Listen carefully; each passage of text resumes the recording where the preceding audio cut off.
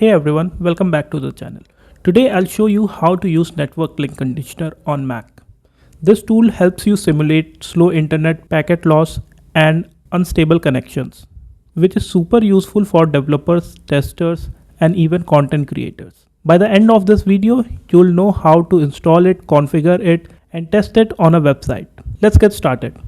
Before we dive in, why do we need Network Link Conditioner? Well, not everyone uses fast fiber internet. Some people are still on 3G, slow Wi-Fi, or high latency conditions. If you are building a website, mobile app, or video platform, you need to make sure your users have a smooth experience even on poor networks. Network Link Conditioner lets you simulate these conditions right on your Mac, so you can test how your app or website behaves in real world scenarios. Okay, let's see how we can install Network Link Conditioner.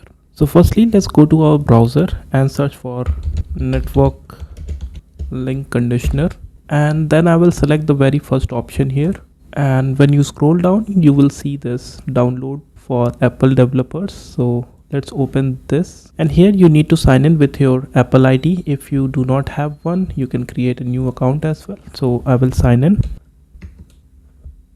Okay, once you have signed in, you will see something like this. So these are the additional tools for Xcode. So we need to download a stable version of this. So I will select this one, and here you will see the download option. Just click on it. Okay, once it is downloaded, you need to go to your downloads and open it.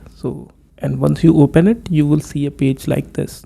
So here you need to click on hardware, and inside this you will see this Network Link Conditioner. So just double click on this and install it. You might be prompted to enter your password, so just enter your password, and once you have entered your password, your Network Link Conditioner will be installed. Okay, so once it is installed, it will look something like this. So by default it comes with a few presets that are 3G, DSL, Wi-Fi, high latency, DNS, etc. But you can also add custom bandwidth, latency, and packet loss. Let's see how we can do that. So this is Network Link Conditioner inside your system settings, and you will see all your presets over here. So you have currently 100% loss, 3G, DSL, etc. Now if we want to add a custom profile, what you need to do is click on manage profiles here. So you need to click on this plus icon, and I will name it as 50 kbps downlink,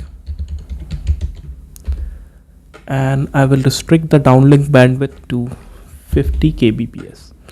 Now you can create any profile just like this. Just add it from here, and then you can add parameters for downlink bandwidth, downlink packets dropped, downlink delay, and same things for uplink as well as DNS delay. And once you do that, just click on OK. So now you have this profile as well added to your Network Link Conditioner, but the Network Link Conditioner is not on yet. So to make it on, all you need to do is click on this, and just like that, your Network Link Condition is applied. So I will turn it off again. Okay, so let's test how this works. So what I will do is I will go to a YouTube video.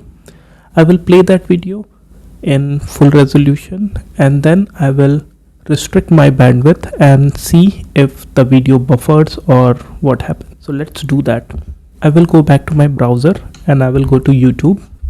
Okay, so I am on YouTube now, and I will play this video in the best quality possible, that is 1080p, and then I will go to Network Link Conditioner and I will switch on this 50 kbps downlink. So once you have applied this Network Link Condition, you will see that the video starts buffering, and it will be super difficult for this video to run on 1080p. So in this way you will know how your website or how your application will work with a bad network condition. And yeah, do not forget to switch it off again, otherwise your network will be always throttled, which of course you do not want. So that's how you install and use Network Link Conditioner on Mac. It's a must-have tool for developers and testers who want to build reliable apps and websites. If this video helped you, give it a thumbs up, subscribe for more tutorials, and let me know in the comments how you will use Network Link Conditioner in your projects. Thanks for watching, and I'll see you in the next one.